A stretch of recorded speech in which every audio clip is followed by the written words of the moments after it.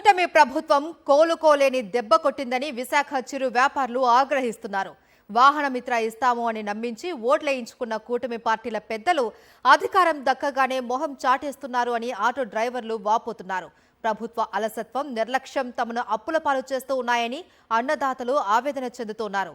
YS Jagan అమలు చేసిన సంక్షేమ పథకాలంటే మిన్నగా పథకాలను అమలు చేస్తాము అని అధికారంలోకి వచ్చిన చంద్రబాబు, పవన్ కళ్యాణ్ ఏరు దాటిన తర్వాత తెప్పతగిలేసే రకంగా వ్యవహరిస్తున్నారని రాష్ట్రంలోని అన్ని వర్గాల ప్రజలు ఆగ్రహిస్తున్నారు. దసరా పండుగను తమ జీవితాల నుంచి దూరం చేశారు అని కూటమి ప్రభుత్వ పెద్దల తీరును ఎండగడుతూ ఉన్నారు. దశాబ్దాలుగా తోపుడు బండ్లను, బడ్డీ కోట్లను నమ్ముకుని జీవిస్తూ వచ్చిన చిరు వ్యాపారుల జీవితాల్లో చీకట్లు అలుముకున్నాయి. గ్రేటర్ విశాఖ మున్సిపల్ కార్పొరేషన్ పరిధిలో జీవిస్తున్న వేలాది మంది చిన్న చితక వ్యాపారుల జీవితాలు చిన్నాభిన్నమయ్యాయి. వీధి వ్యాపారుల షాపులను తొలగిస్తూ కూటమి ప్రభుత్వం తీసుకున్న నిర్ణయంతో వారి భవిష్యత్తు అగమ్య గోచరంగా తయారైంది. ఈసారి తామంతా దసరా పండుగ సంబరానికి దూరమయ్యామని, దీనికి కూటమి పాలకులే కారణమని విశాఖ చిరు వ్యాపారులు మండిపడుతున్నారు. దసరా పండుగ అంటే సంతోషంగా సంబరాలు చేసుకునే పండుగ. అటువంటిది ప్రతి విశాఖపట్నంలో ప్రతి ఒక్కరు కూడా, పేదవాడు కూడా ఈరోజు ఆనందం లేకుంటే ఇంట్లో అందరూ దుఃఖాలతోని దుఃఖిస్తున్నారు.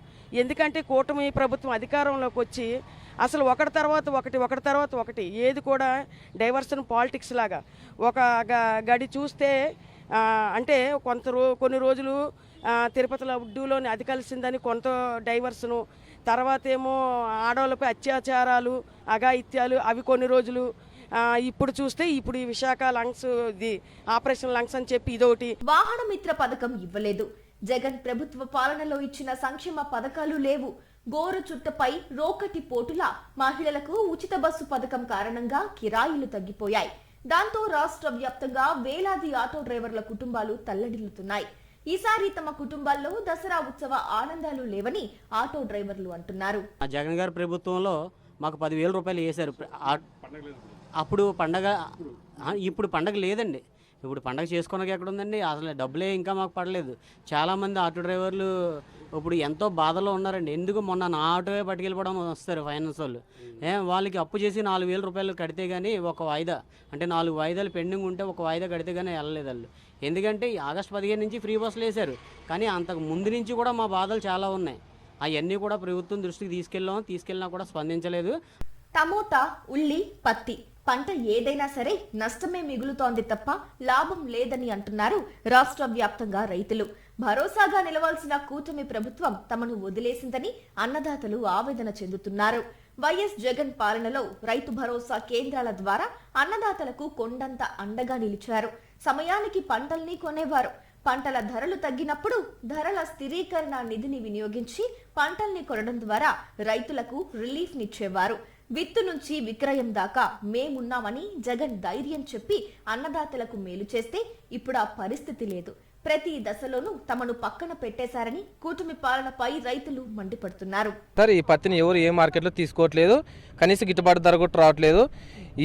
ఎలా చేసుకోవాలి ఏమిటో కూడా మాకు ఆలోచన తోచట్లేదు. గతంలో ఎట్లా ఉండేది అంటారు? గతంలో జగనన్న పాలనలోన ఏదో చేతోడుగా మామూలుగా ఫస్ట్లోనే ఇవి పెట్టుబడి సాయం కింద కొంత అమౌంట్ వేసేటోళ్ళు సార్ అన్నదాత దానికి. ఇప్పుడు ప్రస్తుతం కుటుంబ ప్రభుత్వం అది కూడా వేయట్లేదు. ఆల్రెడీ కేంద్ర ప్రభుత్వం వేసేటువంటి 2,000 కూడా ఈ ప్రభుత్వం ఇప్పుడున్న సీఎం గారు ఆపేశారు. ఎందుకంటే మీరు సెంట్రల్ గవర్నమెంట్ వేస్తారు, మాకు కుటుంబ ప్రభుత్వం వేయలేము, మీరు వేయడం వల్ల మాకున్నది కూడా పోతుంది, ఇమేజ్ పోతుంది అనడం వల్ల వీళ్ళు మొత్తానికి స్టాప్ చేసేసారు సార్. ఇప్పుడున్న పరిస్థితుల్లో రైతు బతకడం కంటే చావడమే మిన్న అనుకుంటున్నారు సార్. వారు వీరు అని కాదు, అన్ని వర్గాల జీవితాలు అతలాకుతలమయ్యాయి. విపరీతంగా అప్పులు చేస్తున్న సీఎం చంద్రబాబు ప్రజల సంక్షేమానికి ఖర్చు పెట్టకపోవడంతో ప్రజల జీవితాల్లో పండగ సంతోషాలు కనిపించడం లేదు.